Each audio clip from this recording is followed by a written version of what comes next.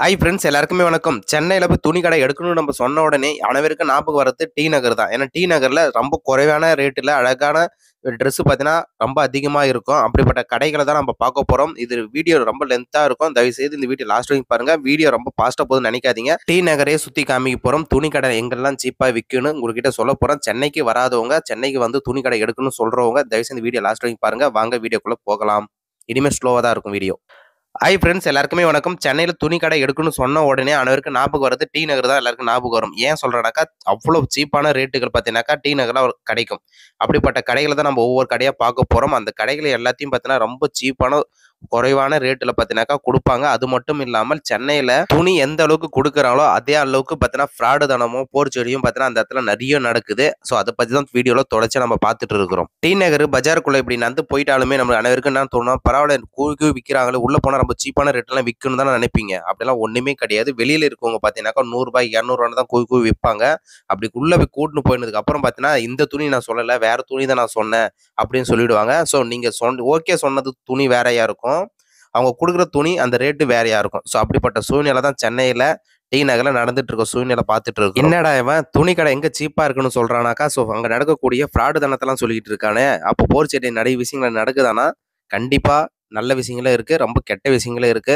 So அதனால தான் உங்ககிட்ட எல்லாமே தெரிஞ்சுக்கணுன்ற ஒரு எண்ணத்துல தான் நான் பதிவு செய்கிறேன். ஸோ சென்னையில இல்லாம ஊர் சைடில் இருக்கவங்களுக்கு இதெல்லாம் தெரியாது. ஸோ அதனால சொல்லி நான் தெரிஞ்சு சொல்றேன். டி நகர்ல ஸோ அப்படியே உள்ள போயிட்டே இருந்தீங்கன்னா அங்க ஜெயசேந்திரன் வரும். அந்த இடத்துல துணி கடை பார்த்தீங்கன்னா நல்லா இருக்கும். துணி அந்த அளவுக்கு பிரம்மாண்டமா சூப்பரா இருக்கும். உள்ள போய் பார்த்தீங்கன்னாக்கா இந்த ரோட்டுகள்ல இருக்கிறதெல்லாம் துணி வாங்குனீங்கன்னா ரொம்ப சீப்பா தான் இருக்கும். ஆனா கிட்டத்தட்ட 1 மாசத்துல நீங்க போடுவீங்க, அடுத்த மாசம் கீஞ்சிரும்.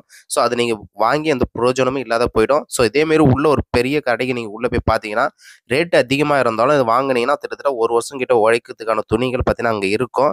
நீங்க அங்க போய் வாங்குங்க. ஸோ இது மாதிரி ரோட்டுகள்ல இருந்து வாங்குனீங்கன்னா கீஞ்சிடுறது தான் என்னுடைய கருத்தாக இருக்கு. ரோட்டுகள்ல எப்படிப்பட்ட பொருள்லாம் நம்ம வாங்கலாம்னு நினைச்சீங்கன்னா கண்டிப்பா வாங்கக்கூடிய பொருள் நிறையவே இருக்கு. குழந்தைகளுக்கான பொருள் பார்த்தீங்கன்னாக்கா நம்ம ரோட்டுக்கல்லையே வாங்கிடலாம். ஏன்னாக்கா அங்கே ரொம்ப சீப்பான ரேட்டில் குழந்தைக்கான ரேட்டுகள் பார்த்தீங்கன்னா அதிகமாக விற்கும். நல்லா குவாலிட்டியாகவும் குழந்தைக்கானது கொடுக்குறாங்க. ஏன்னா குழந்தைங்களுக்கு ஏமாற்ற மாட்டாங்கன்னு நினைக்கிறேன். ஸோ அந்த அளவுக்கு பார்த்தீங்கன்னாக்கா என் ஃப்ரெண்டு சர்க்கிள் பையனுக்கு வாங்கின்னு போனால் கீழ்வேல கிட்டத்தட்ட 1 வருஷம் கிட்ட பார்த்தா உழைச்சி இருந்தது.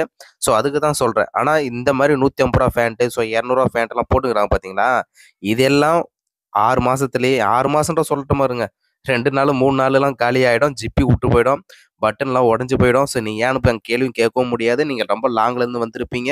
அதனால உங்களுக்கு போய் சொல்லவும் முடியாது. ஓகேங்களா? ஸோ தயவுசெய்து நான் அனுபவப்பட்டிருக்கேன். நான் வந்து அனைத்து துணிகளும் இங்கிருந்து தான் வாங்கிட்டு போவேன். ஸோ அனைவருக்குமே ஏன்னா இங்க வந்து அவ்வளோ சீப்பா இருக்குன்னு நினைச்சு தான் நான் வருவேன். ஆனா நான் வாங்கி போனதுக்கு அப்புறம் தான் ஒவ்வொரு நாளும் பார்த்தீங்கன்னா பெரிய தொல்லையா இருந்தது. ஆனா இங்க வாட்சுங்க பாருங்க, செம கலர் கலரா வச்சிருப்பாங்க. எல்லாமே ₹100 ₹150 வாட்ச் தான்.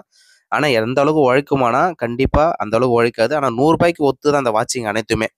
இந்த ₹100க்கு இந்த வாட்சுகள் கண்டிப்பா வாங்கலாம். இங்க வாட்ச் மட்டும் கிடையாது, ஃபோனுக்கான பவுச்சுங்களும் பார்த்தீங்கன்னா அதிகமா அளவுல அதிகமா இருக்கு. நீங்க இப்போ உள்ள கடைக்கே போயிருந்தீங்கன்னா அதுக்கு சைட்ல பார்த்தீங்கன்னா ஒரு பஜார் ஒண்ணு வரும். அந்த பஜாருக்குள்ள பார்த்தீங்கன்னா வெறும் துணி கடைங்க தாங்க. அவ்வளோ சீப்பா பார்த்தீங்கன்னா பேக் சைட்ல இது ஃபுல்லா கேர்ள்ஸுக்கு தான் இந்த லைன் ஃபுல்லாமே பார்த்தீங்கன்னா விற்பாங்க. அனண்ட சைடு போய் பார்த்தீங்கன்னாக்கா உள்ள ஃபுல்லும் ஜென்ஸு தான்.